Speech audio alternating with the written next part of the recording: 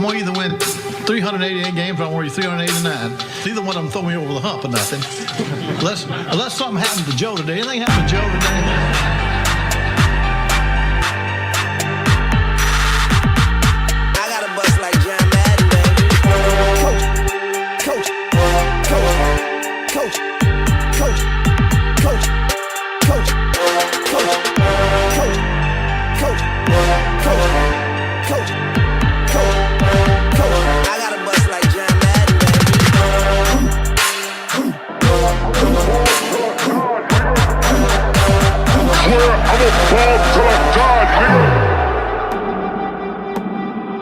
Offense, control the line of scrimmage. Be dominant. Communicate up front. Dominate with our size and athleticism.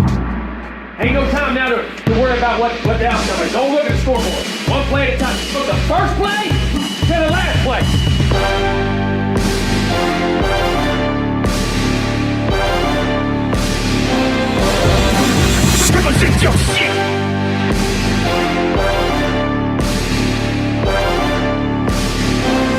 Need a horn in the drum roll.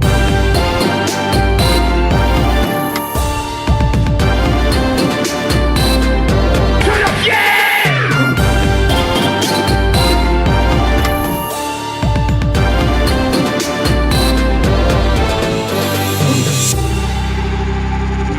I never talk to them boys that sit on them benches. I never talk to them boys that sit on them benches. I was in the game on 4th and inches. Coach, coach, coach, coach, coach, coach, coach,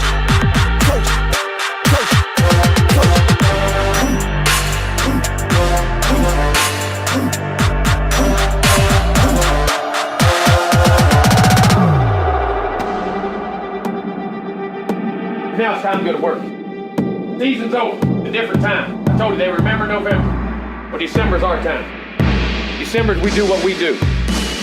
That's Florida State time. We're back where we belong.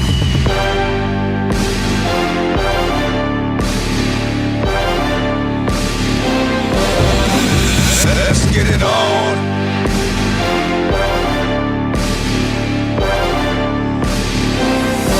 Need a horn to break it down.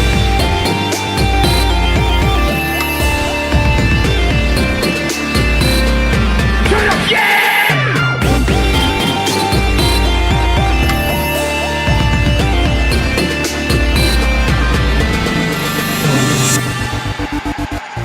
I never talk to them boys that sit on them benches. I never talk to them boys that sit on them benches. I was in the game on 4th and inches.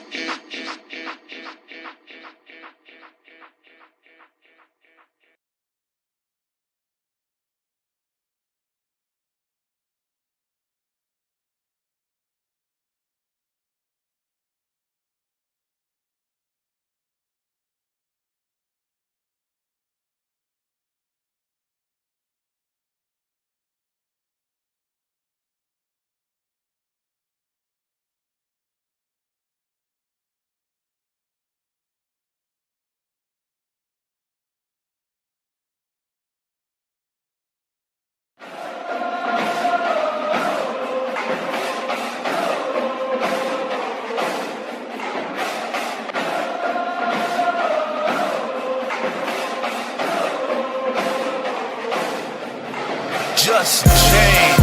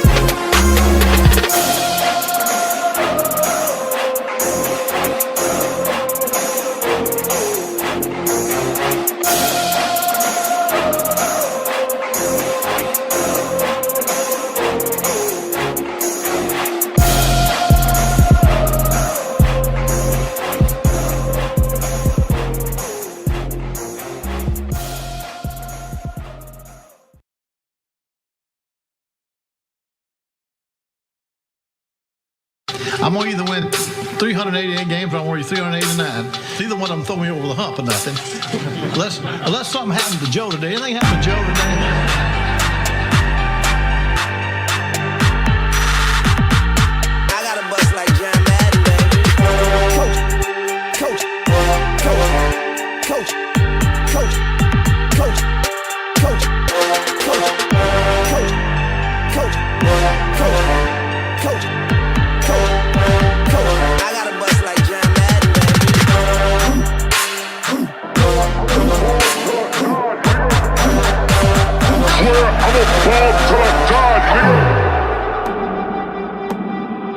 Offense, control the line of scrimmage. Be dominant. Communicate up front. Dominate with our size and athleticism. Ain't no time now to worry about what the outcome is. Don't look at the scoreboard. One play at a time. From the first play to the last play.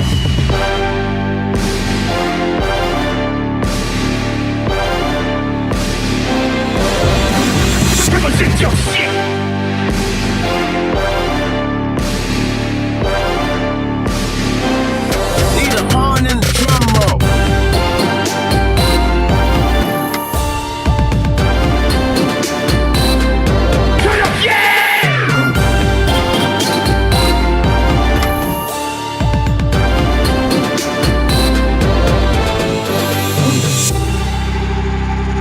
I never talk to them boys that sit on them benches. I never talk to them boys that sit on them benches. I was in the game on 4th and inches.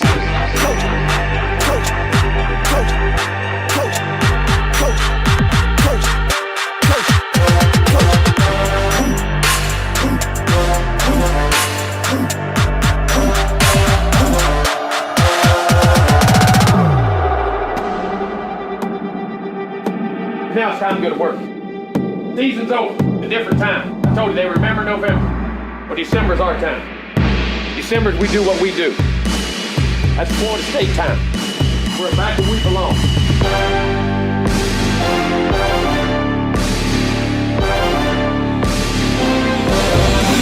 Let's get it on.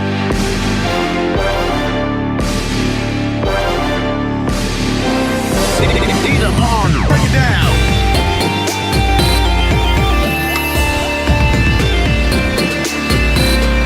Turn up, yeah!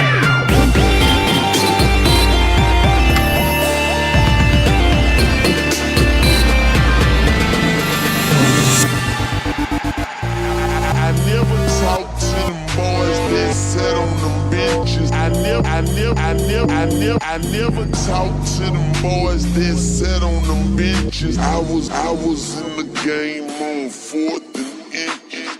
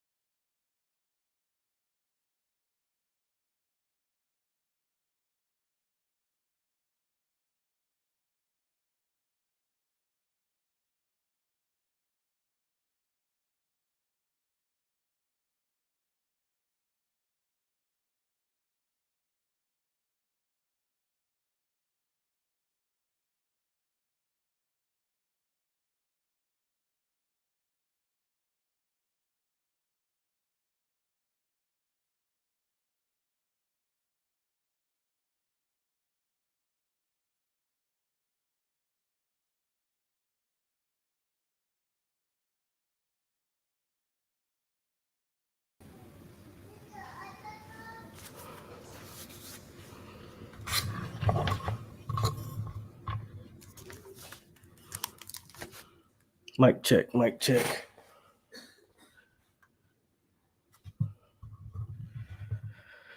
All right, we sound good. My bad, guys. Having mic difficulties, but we up and we are at it. The bar is open, y'all. What is going on, everybody? It's your boy POLK, a.k.a. a.k.a. the Got Damn Truth.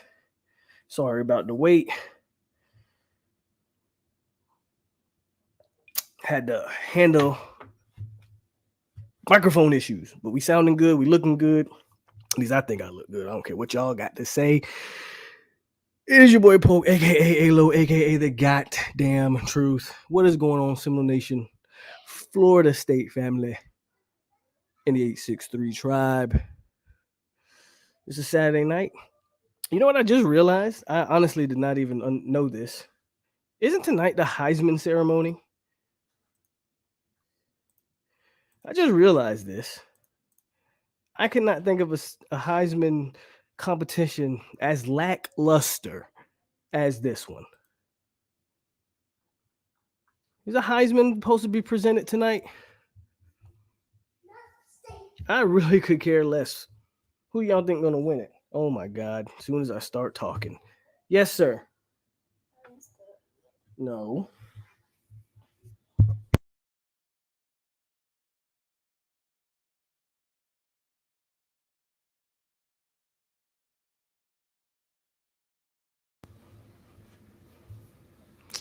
Will says it's happening now. Keep me updated on that one, I guess.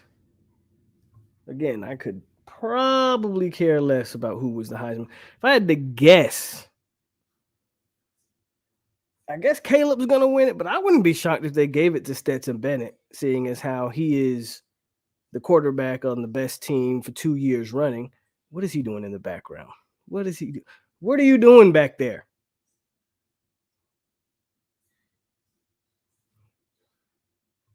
I can't have a moment, y'all.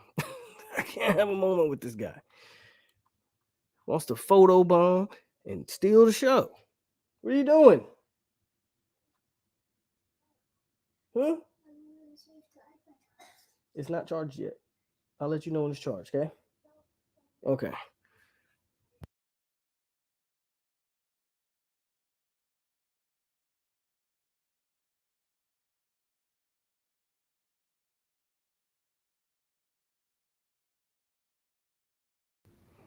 Yeah, shout out to nobody.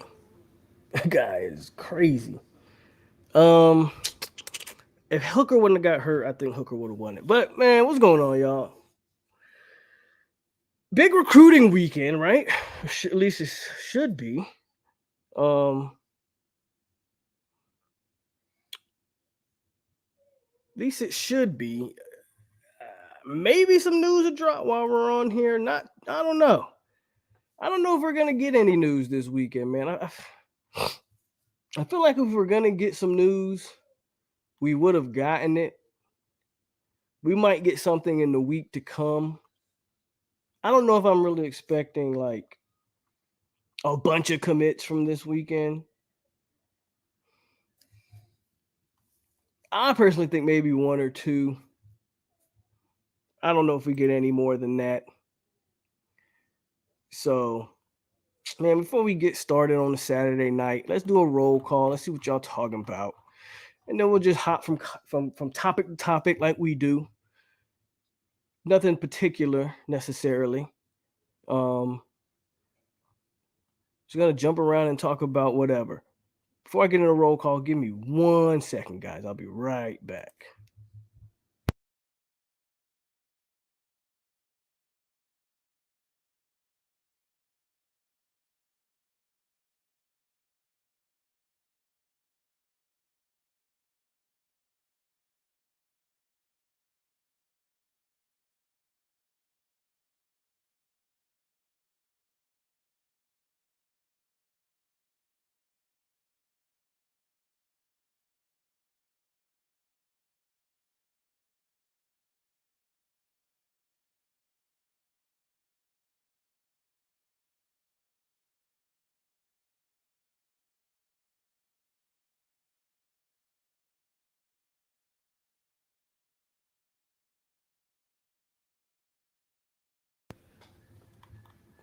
I'm back. Jamal M. FSU Tony, member of the 863 Tribe. Kendrick Ross, member of the 863 Tribe. Peter Shields, member of the 863 Tribe. Rock Frazier, Big Bus, Gaming Wizard. Tyler Hedden, member of the 863 Tribe. Joel Hayward, Raul Torado, member of the 863 Tribe. Duval Knoll, Boxing Monster, Kevin Payne, VJ Sierra, member of the 863 Tribe. Panama Jack, Shane Smith, Arnie, Jay, Ardavius, Champ 99, Seminole TV, Joe No, FSU World. Brandon, what's good? I actually do. I actually already have my tickets booked. I will be in Orlando on the 29th. I'll be in Florida for the week after Christmas. So if you out there, let me know. I'm out there too. Let's link up.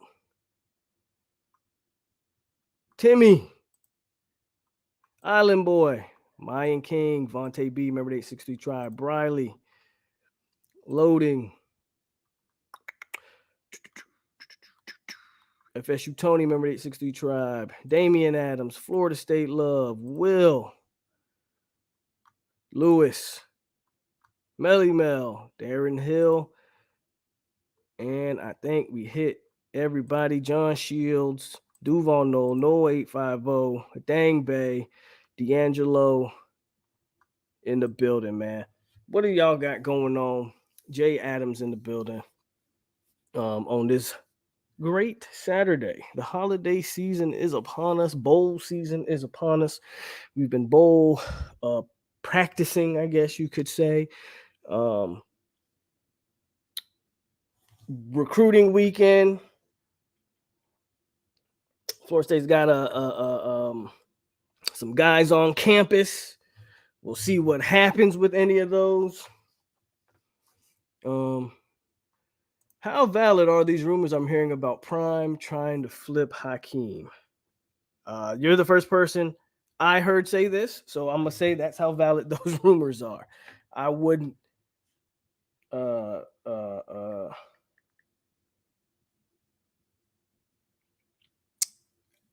wouldn't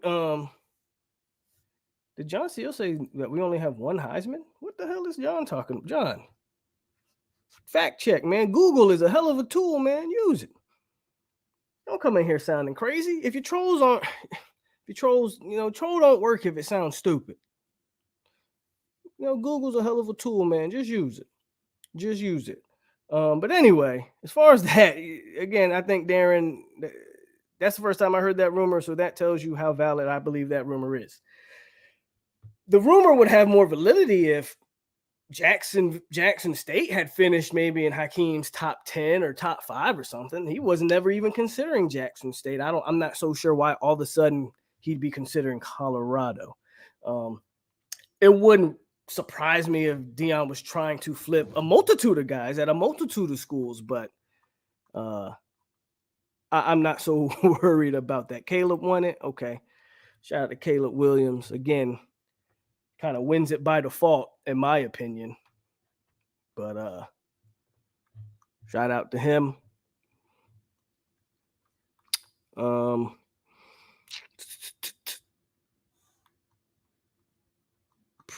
Tony says Prime made contact, but Keem ain't visiting, so no worries there. LOL. Again, that's the first I'm hearing of this, so whatever. That's not a part of my. I'm not worried about that. Let's just put it like that. I'm not worried about that. Anthony, what's going on with you? Timmy says Prime trying to flip everybody. Class not just. Well, exactly. He just flipped a guy. I think a Notre Dame commit or who. He just flipped a running back, a 4-star running back. So shout out to him. I think he fits. I think that running back fits the Pac-12 perfectly. Actually, he's an undersized guy, but apparently he's like 4.3 fast. But he's like 5'8", 160 or something like that. So he's an undersized back, but that's about in my opinion, fits pretty well with Edwards. Yeah, fits well with what the Pac-12 has. So that's a solid get. But I mean, again, we'll see what happens, bro. This recruiting cycle, I'm not worried about Deion in Colorado. I'm just gonna be honest with you. I'm not worried about that. That's just me, though. New King was good. I don't know if he deserves an asterisk. The last time we saw Caleb on TV, his team got boat raced by Utah, like absolutely physically dominated. And I will give Caleb this credit. He was injured in that game and he tried to gut it out, but that O-line got dominated. That D-line USC got dominated up front. I'll turn this phone off.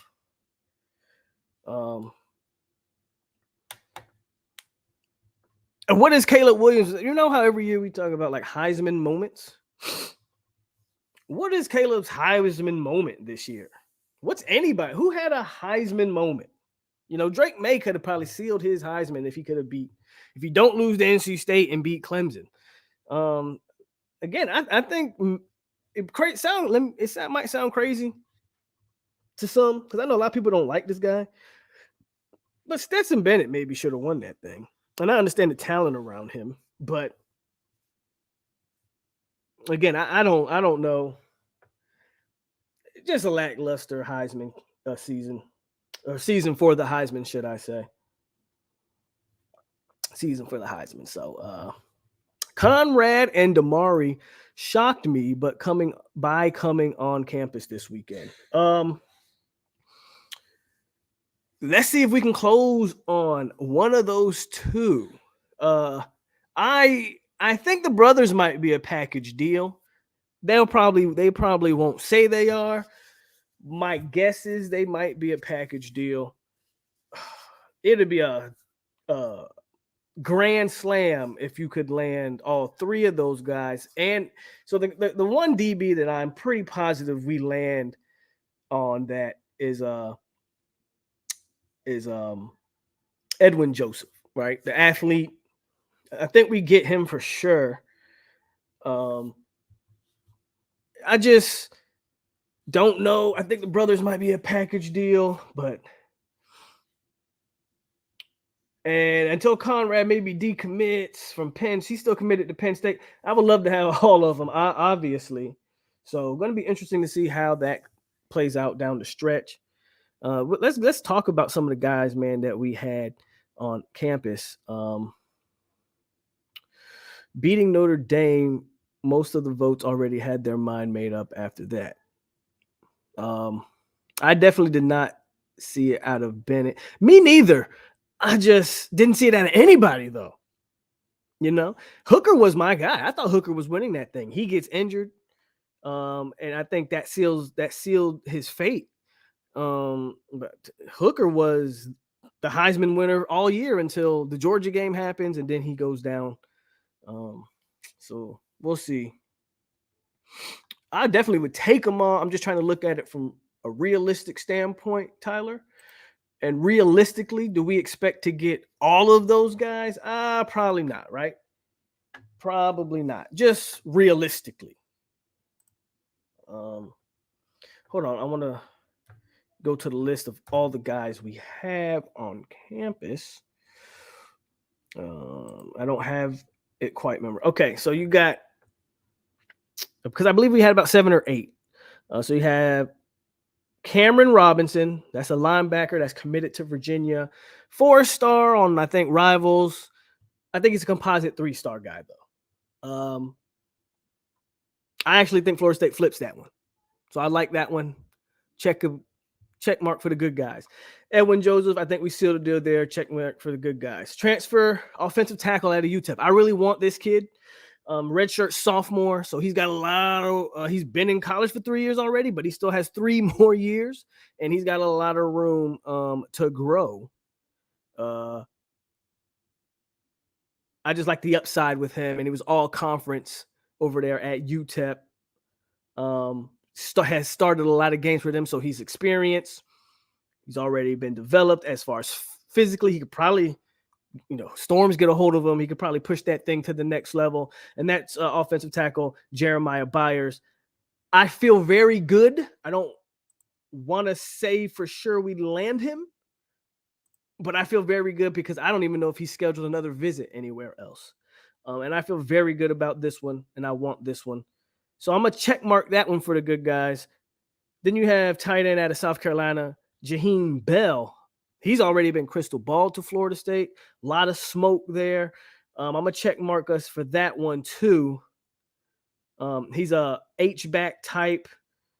Going to be very interesting to see what happens between him and this other tight end, and if they affect each other, and that's tight end transfer Kyle Morlock. Now, I still don't think you need to take two, but if you take two, I can at least somewhat understand it from the standpoint of Bell's probably, he's not probably, right? He's not your traditional tight end, so you can move him to receiver. You can play him close to the line of scrimmage. You can do a lot of things with him. I do get that, and I do understand that.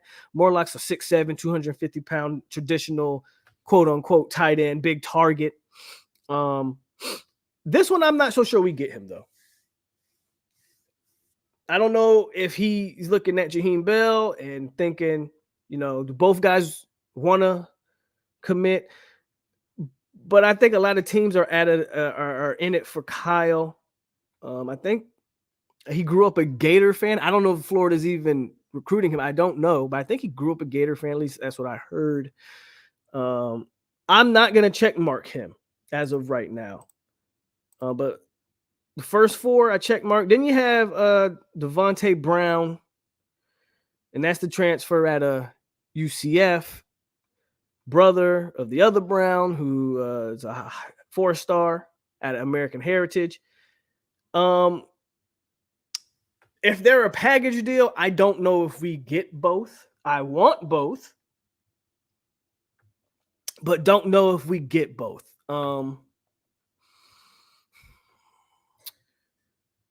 I just got to put a question mark next to that. It would, if Woodson can pull off those two, I'd applaud him, to say the least. I just don't have a good feel from those.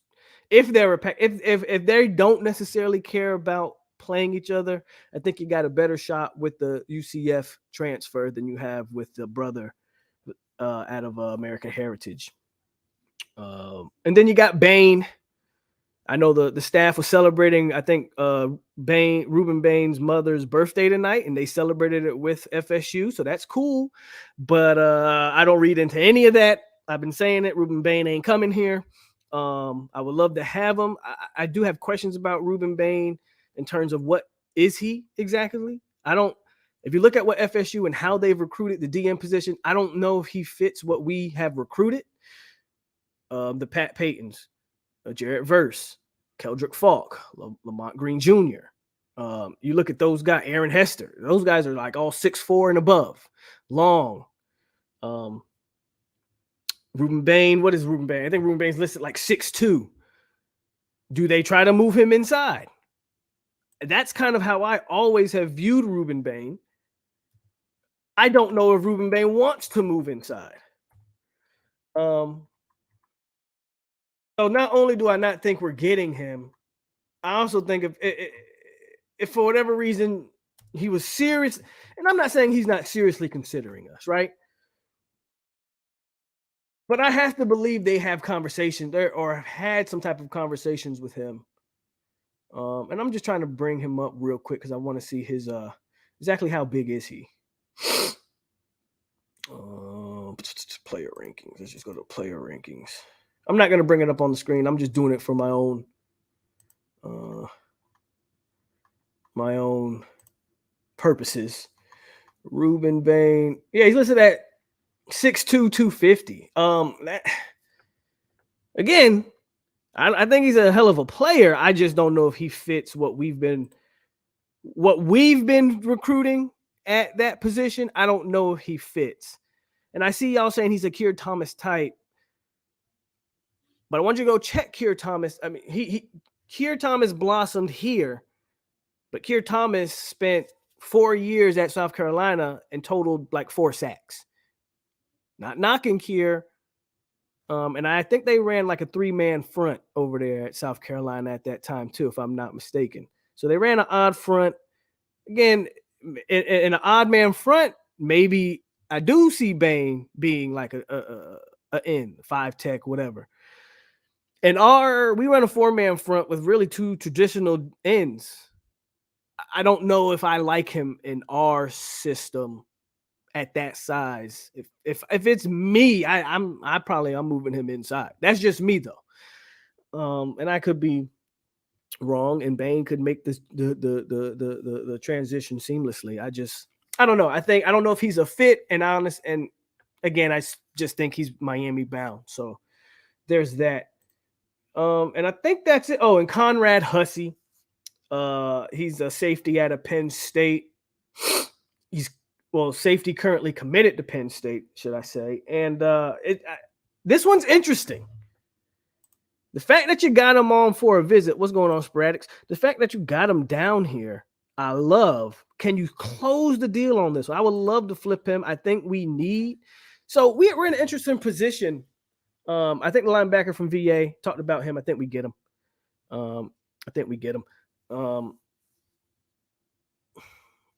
Yeah, I agree. No, I agree, Boxing Monster. Y'all made me lose my train of thought. What was I saying? God damn it.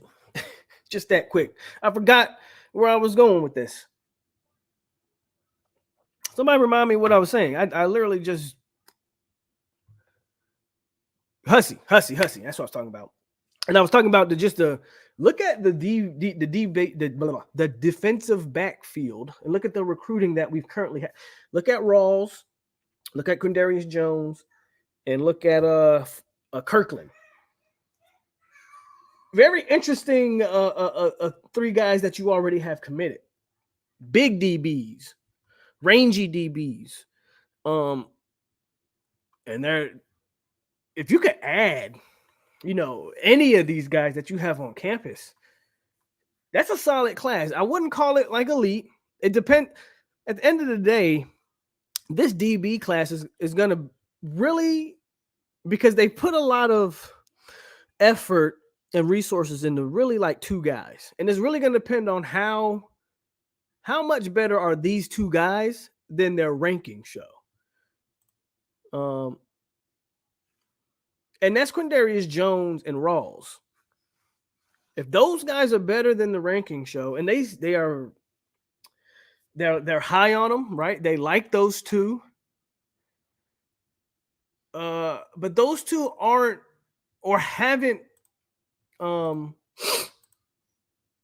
made the jump in the rankings like some may have thought. Like I thought Jones, just from watching Quindarius Jones's tape, I had originally thought like this guy might finish as a 4-star prospect. Well, he didn't really make that much of a leap. Now, the rankings aren't the end all be all.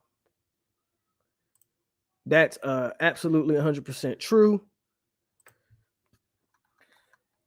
But what I'm really getting at is how much do they outplay where they're currently ranked? Like if we go here, let me go find them. As of right now,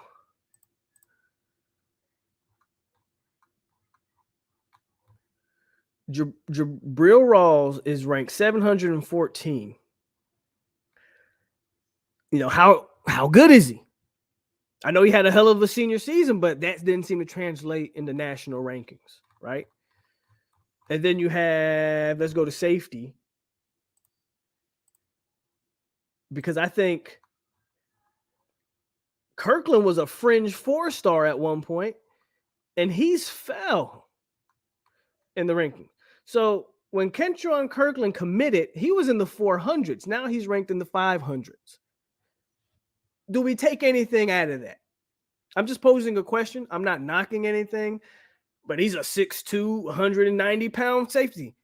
I love this. I love the body types they're recruiting there. I didn't even mention Jabril Rawls' measurables, but he's like 6'1", 6'2". They have him listed at 170.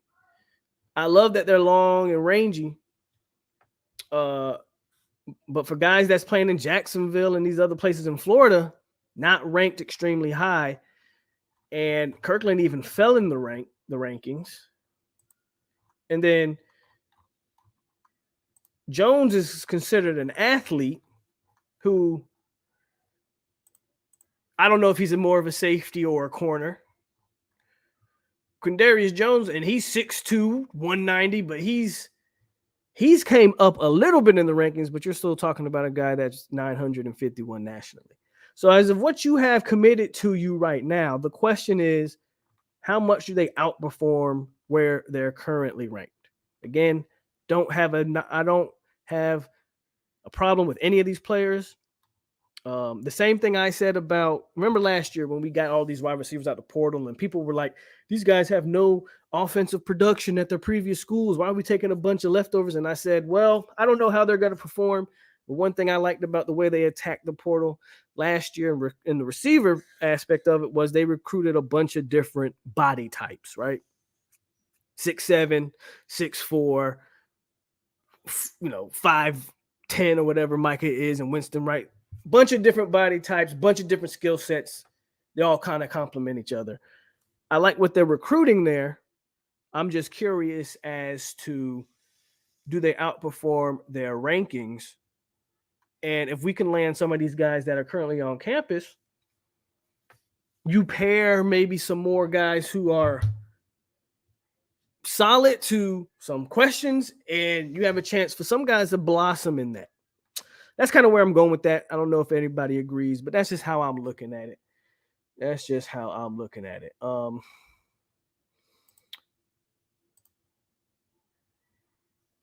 Bain said FSU compared to Miami is just different. Take that. I'm not buying to the hype. You're not gonna do it to me. I'm not gonna believe it. You want to talk about like a early signing day shocker? That would be one for me. And again, even if, let's say we find a way to pull Bain out the hat, where's he fit on this D-line? You feel me? So we'll see, man. I think we're getting Jaheim. Hussey standing to Joseph looks much bigger. Well, yeah, Hussey's legit safety. Joseph's more of an athlete. I think they got, hold on. Let me go to I'll go to Edwin Joseph real quick. Hold on. Let me find him. Right here. Edwin Joseph's on, they got him listed at 6 foot. He's a fringe 4-star guy. He's right on that outside. The 4-stars, they start in the high 400s. Edwin Joseph's a mid 400 guy. So he's right on the fringe of 4-star. And I like Edwin. They have him crystal ball to Miami. I think Miami, they just need to update it because I think Miami's out the picture there. But I could be wrong.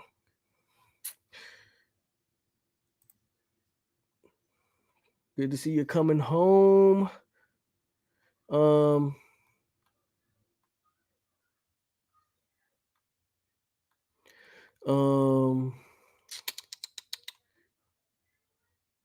I don't think you need to push anyone out either. You don't have a huge class. So I agree with you. I don't think you need to push anyone out. Like if you look at our class, I would agree with you. I don't think where's our class at? And I'm just not wanting to overload y'all's screen with a bunch of me scrolling up and down. I mean, if y'all want to see it, I mean, let me know. I'll put this stuff on the I'll put this stuff up here if you really want to see it. But right now, I mean, if you compare, and this is the interesting thing, and this is what has me so intrigued about Florida State. Matter of fact, I will show you guys. Hold on, let me put it up here. I'll show you guys. Why not? I'll show you guys. Show y'all what I'm looking at and how I kind of view this, right? And why Florida State, in my opinion, is in a very interesting. Everybody wants to talk about, oh, we ain't recruiting. And I want you to look at what we have right now, as you guys can see right there on the screen. And just look at the guys who are around us, right? Look at our average is a 90.26. But look how many guys we have committed. Like the team, like Texas A&M is the only team in our, they only have 12 commits, and look where they stand at a 92.88, right? So that's huge for them. But look at us. We only have 16 compared to 23, 20, 21. You scroll up, 24, 9. I mean, Florida's got 22. Miami's, all these guys are well into the 20s in their recruiting. And I mean, you look at Florida, they talking about all this, they recruiting so well. We have a higher slightly lower average per player than Florida, right? But they have 22 commits. Clemson's got 23 commits. If we can add, and I'm gonna click on us, if we can add, man, a couple guys, I like where we stand. I'll say that. We can finish in the top 15 for sure. Private girls want to chat with y'all, man. So if y'all want some private girl action, y'all check out that website. Private girls are looking for you.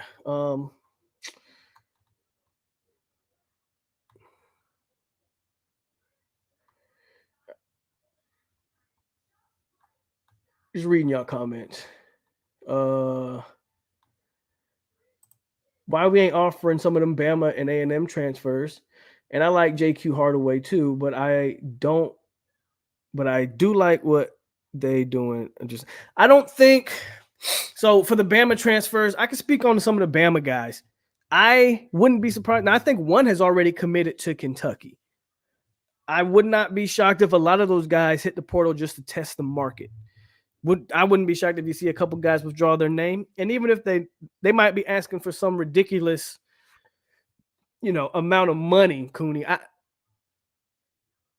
don't think we're in a position where we need to overhaul the O-line. I think our O-line's in a very healthy spot. Get a couple guys, like two or three guys max. But if you trust the development process and trust what you're doing, get a couple guys.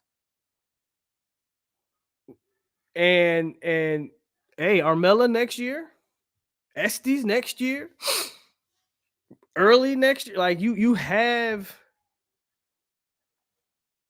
in my opinion, you got guys on the roster. I support the portal 100%, but I also think you can't just run to the portal all willy-nilly, because then you're pushing out guys that you're putting a lot of stuff in to develop, So that's just my opinion on it. I don't know. Did he go to Miami? Miami could use defensive line help for sure. Wouldn't shock me. I got to give a shot to my hometown high school, Ware County 5A champions in Georgia. Shout out to what's the name of the high school? Is it Ware County? But shout out to your high school, man, for winning the championship. William says Atkins needs to bring in at least 3 or 4 more offensive linemen, because injuries definitely happen. I think 3 is a nice sweet spot. If you bring in 4, I think you're bringing in 4 after. So remember how we brought in Dimitri Emmanuel kind of after the fact, and Jazz Turrentine, and that was partly because what? They put a lot of stock, they put a lot of effort into developing Lloyd. Lloyd was my guy. Y'all all know Lloyd was my guy. Well, Lloyd didn't come up. He didn't perform. He wasn't up to par. They gave him every opportunity that they could give him to have him be a part of that rotation, and he couldn't do it. After spring and all that, once you diagnose everything and evaluate everything, they decided they needed to add some bodies like that. I think if you add 4 or more, I think that's what you're doing. I expect in this period, I maybe 2 actually. And if you add 2 more, I think it's after like spring ball, like next year sometime, that you add another 2. Transfer portal's not going anywhere, guys. This is just the initial push. You already know that thing's going to be popping right back after spring ball. Once people realize they ain't playing as much as they thought they were going to play, they're not going to start. Portal's going to be right back in full-blown mode.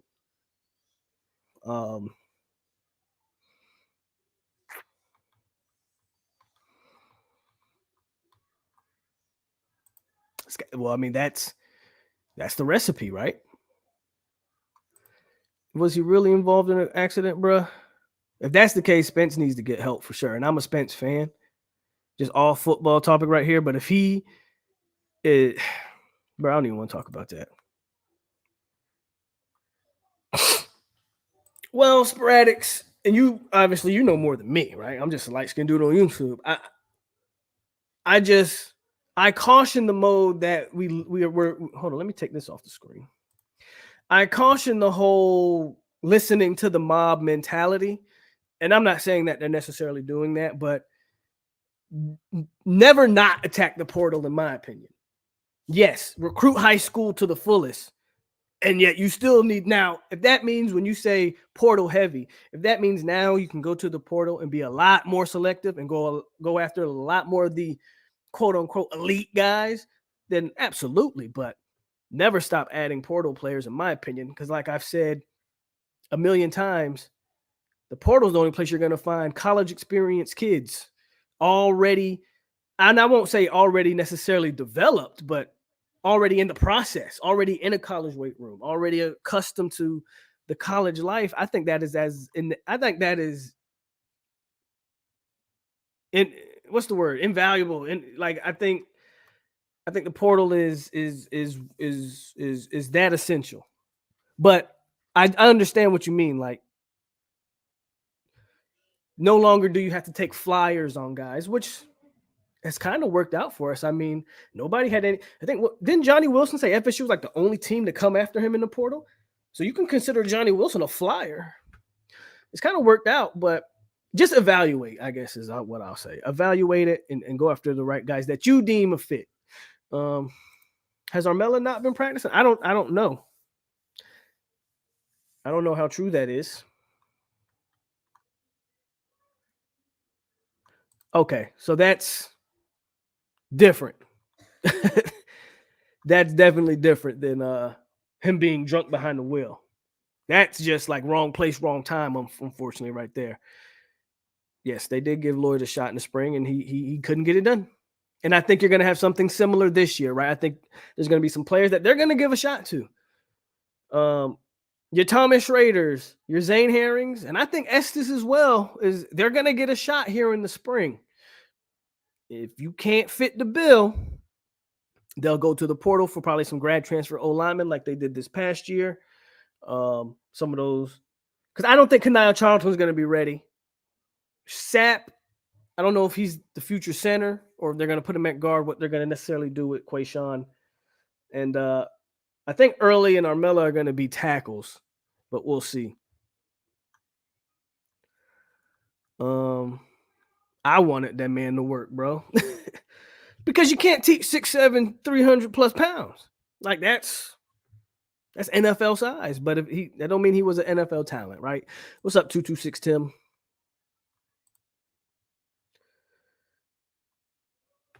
Do you think we go after another defensive end in the portal? I think it's all going to depend on if Verse comes back. Trey Benson was a flyer too. Absolutely, Tyler. Absolutely.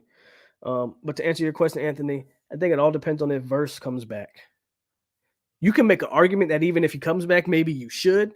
But I can make a stronger argument that if Verse comes back, there's no reason to, because Pat, Jarrett, D-Mac in the rotation. Now, the question is, who's the fourth man in this rotation? You're going to need a fourth man. So if you go back and watch this past year, Leonard Warner served as our fourth man in the rotation. He got plenty of snaps, whether or not you think he played well. To Leonard Warner's credit, I thought he played about as average as he could. And I know how that sounds, but it's way better than me saying that he was bad. I think Leonard Warner was able to play his part, did what was asked of him. And that, who's the fourth man next year? Is Keldrick Falk? Can he come in and get playing time right away? I don't necessarily think Lamont Green Jr. will, but you never know. Byron Turner.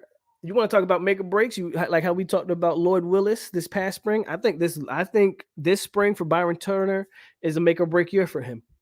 He was hurt freshman year. So he kind of gets a pass. Redshirt freshman year, he played in some blowouts, but nothing more. Next year, he's going to need to, if he doesn't make his way into the rotation, he's out of the loop. So that's a guy you could see transfer maybe this time next year because Lamont Green Jr. is coming, Keldrick Faulk's coming, you got Aaron Hester coming, Dante Anderson coming. Byron Turner is in a make or break situation, in my opinion. Man, you're the second person asked about that. Apparently, Deion reached out to Hakeem. We'll see, man. We'll see. Okay, Armella had a minor surgery.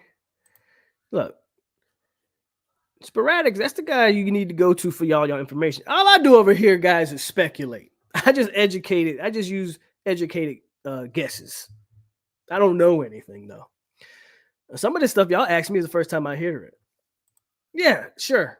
I'll say I hated it. Yeah, I was not thrilled about taking a running back off of a knee injury. Shoot me. I'm not going to run from the smoke, bro. Shoot me.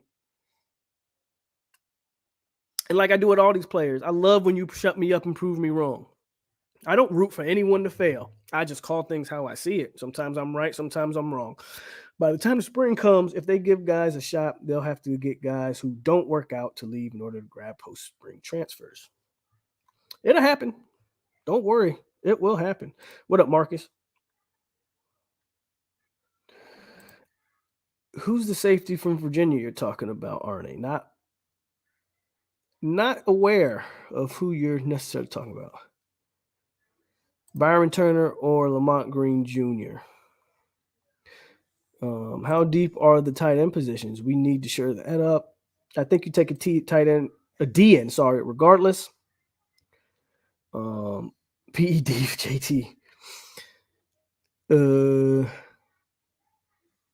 Word from Bama folks is Saban and staff misevaluated a lot of kids. Saban wants to clean house for next year.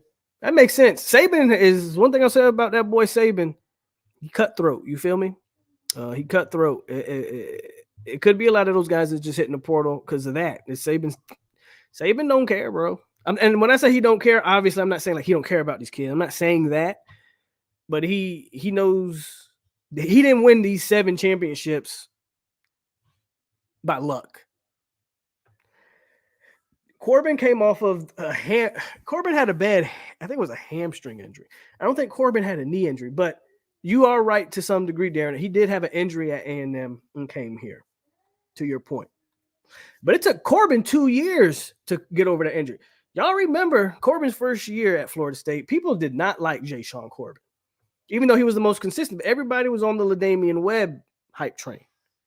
Even though Corbin was the better all-around back, LaDamian had those splash plays, those sparks, right?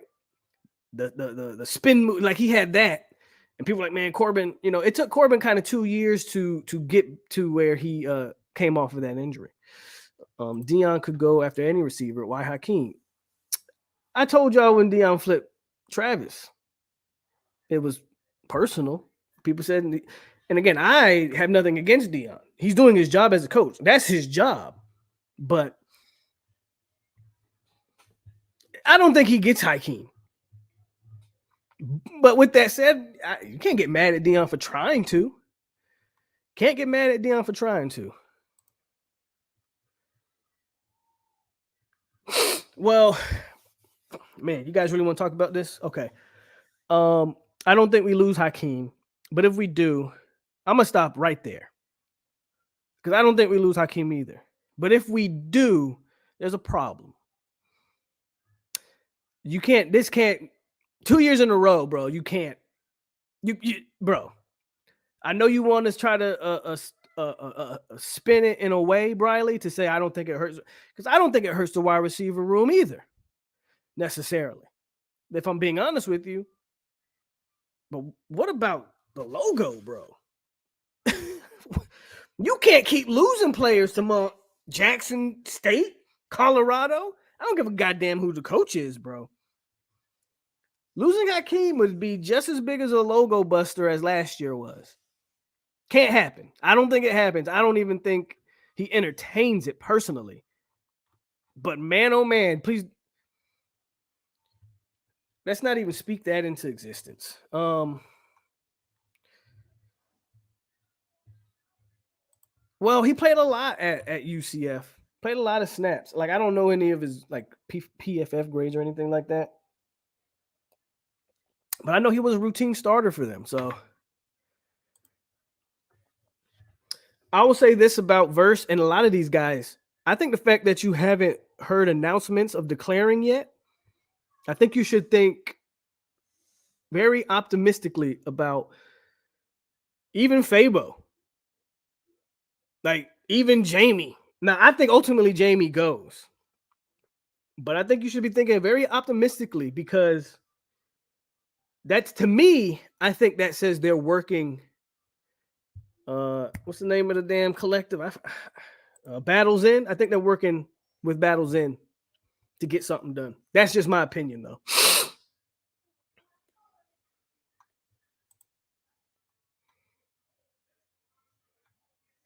Yeah. So if you guys don't know, and hold on, guys, I got a refill.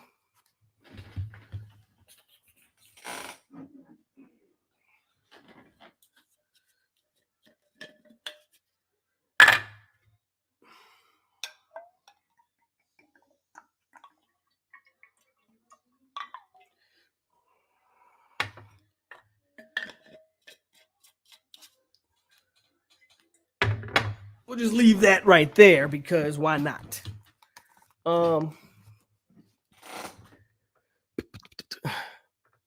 if you're not tracking what Anthony's talking about, Sidney Williams and a lot of the guys, hell, I think maybe Amari Gaynor, I think maybe all of the guys. Well, I can't say all because I don't know if Jarrett Jackson is still there. I'm almost positive Sam's not there anymore. But a lot of the guys that have hit the portal are still practicing and they're going to participate in this bowl game. I mean, I think that shows that there's no ill will there, right? Which is good to see. Like, there's no hard feelings. They just got to do what's best for them, and Florida State's got to do what's best for Florida State. So I think that's cool to see. I don't know about playoffs, but there's going to be a lot of lies told. I'm not going to lie to you. And it all starts with the ACC. You in the ACC, playoffs could be in your picture.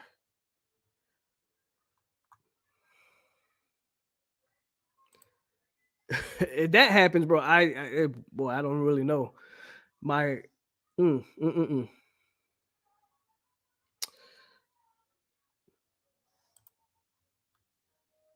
They really are. They really are seeing Deion in their nightmares. I agree. I don't think people keep asking me, bro. If y'all know how I do. The fan, I take that back because I don't call y'all fans. The supporters drive the show. What y'all talk about is what I address. So I talk about what y'all want to talk about. And for whatever reason, we are scared that Deion's trying to steal Hakeem. So I'm talking about it. Shout out to Chris Robinson. Orlando on the check-in every time for the $20 dono. Appreciate you, homie.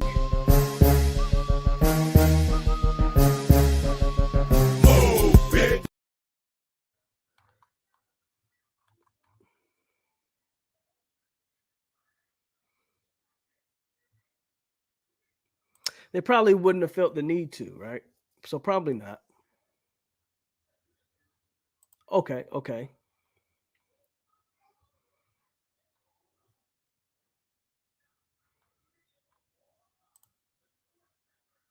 Because I think they're working.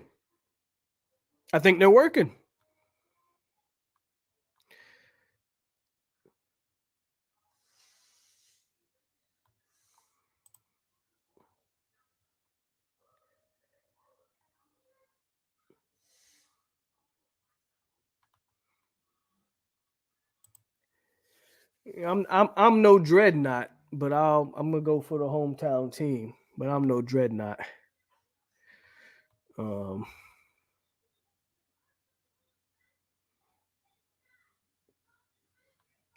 Not hearing stuff from Lovin and Verse indicates they're expecting grades on the fringe. Gonna be close, and the decision will be tough ones. But if the decision were clear, they'd already be made. For the most part, I agree with that. I'm still telling y'all, man. I think a lot of y'all, I won't say y'all. I think a lot of people are, and I hate to say this because he's a tremendous talent. I just think versus draft stock is being wildly overrated right now. I do not think he's a top 10 or 15 guy. I really don't. I think he's early second to mid second. I really do. And I think a year does verse, barring injury, I think a year does verse. I think he moves into that top 10 to 15 that I don't think he's in right now. I just don't. Love it. Here's the thing with Lovett. I don't think Lovett's getting better per se. For Lovett, it could be, well, whether I leave this year or next year, I'm going 4th, 5th, or 6th round. Maybe I can stay another year, get a good NIL deal, and then go from there, you know?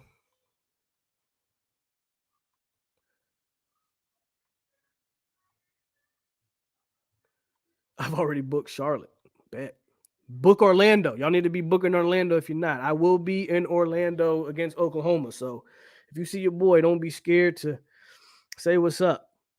Because obviously, y'all know what I look like. I don't know what none of y'all look like other than what? Chris. So if y'all see me, holla at me.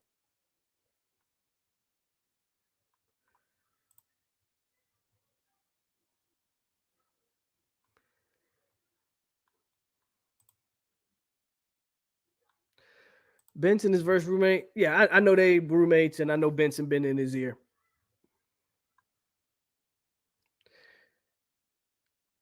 That's huge. Those linebackers coming back are massive, bro. Absolutely massive. Absolutely massive. What the hell we worried about Slick Willie? What are we worried about Willie for? What's up, 21? He said, do you think Norvell has spoken to these guys considering leaving on the possible deadline date so he knows what to... I definitely think there's been plenty of talk between players that are borderline in or out. No, I didn't see what Jordan Travis just tweeted, but I'll look it up. Somebody just sent me an inbox too. Oh, that's Tony. What you sent me, Tony? Man, why can't I fit it? There it is. So, who wrote this article? I'm not subscribed to anybody. But Tony, I'm gonna read y'all what I was just sent in regards to the whole Hakeem Deion thing. So I'm gonna read it. I want to preface this part by saying that I am not worried at all about Hakeem Williams' commitment to Florida State. I can confirm that Colorado has reached out to Williams since new head coach Deion took over in Boulder. These talks are not developed to my knowledge. Here's the great news. I'm told Williams will not visit any school this weekend and instead will be out in Los Angeles, California with his family to check out Chargers and Miami Dolphins game on Sunday night. Williams' only planned visit right now is Florida State for his official next week. A&M and Miami are still in communication.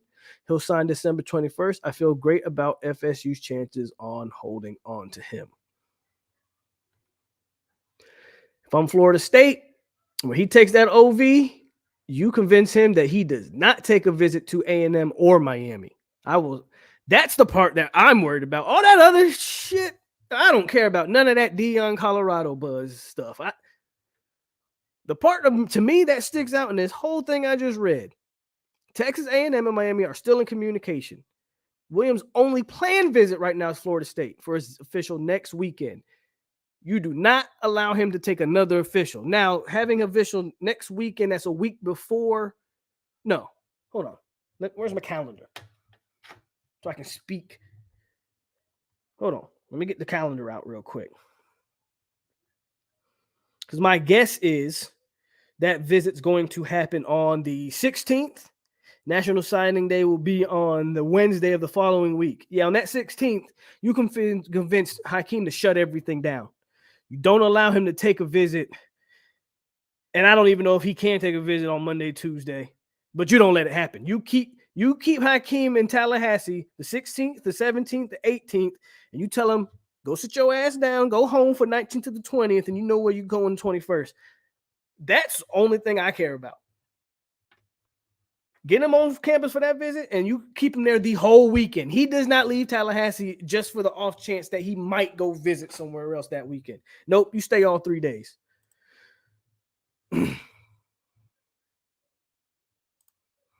I don't disagree with you, Sporadics. Again, I said it. He's a second round and back guy, and that's not a knock on him. I just think he just needs work. Verse just needs work, and that's okay. That's okay.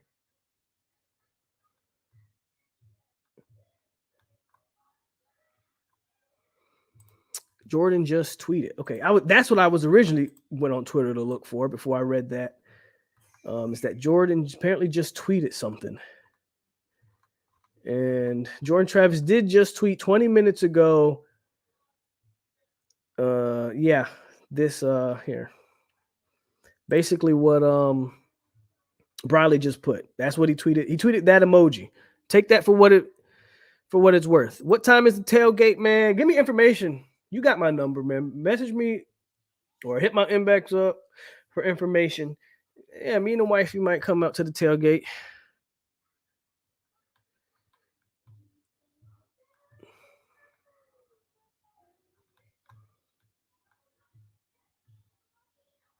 Like I said, if y'all see me out there, hit me up.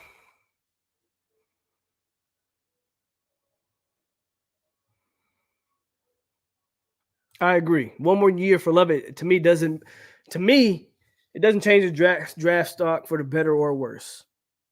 Hell, he was injured most of this year, and then that's just me. That's just me.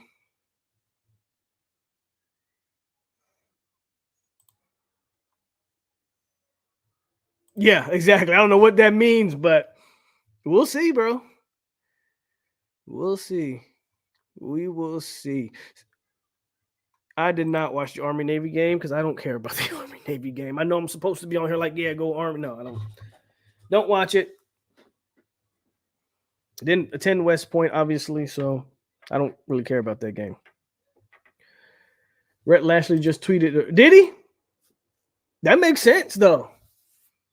That makes sense. That makes sense.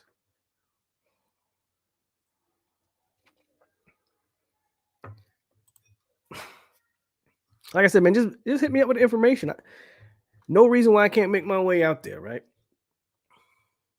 We weren't worried last year. Well,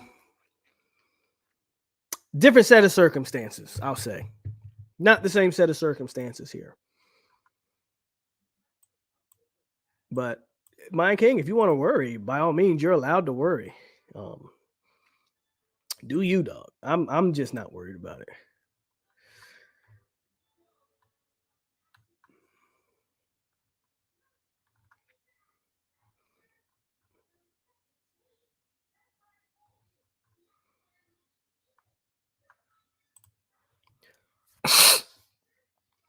Shadur is not a better QB than Jordan, so Hakeem needs to ignore Deion. I'm interested to see what Shadur is exactly. I don't know what Shadur is at this point, personally. There's some things that Shadur does that I like, but I'm interested to see him. And again, I said this before, I think Deion made the right move by going to Colorado because he's in a conference that is going to allow Shadur Sanders, that is going to allow him to put his skill set, whatever that may be, out front. It's the Pac-12. It's a passing league. He's going to have plenty of chances to show exactly who and what he is. Basically, what I was just talking about was 21's talking about. Don't say that. See, I don't want to say that yet, Cooney, but that's what I want to see, though. You said it, not me. I want to see if Shadur's mid or not. That's legitimately where I'm at with it. I'm just not ready to say it now yet. And again, I think he chose the right conference, Pac-12. Even if Shadur is mid, maybe he ain't as mid in the Pac-12 and can whatever.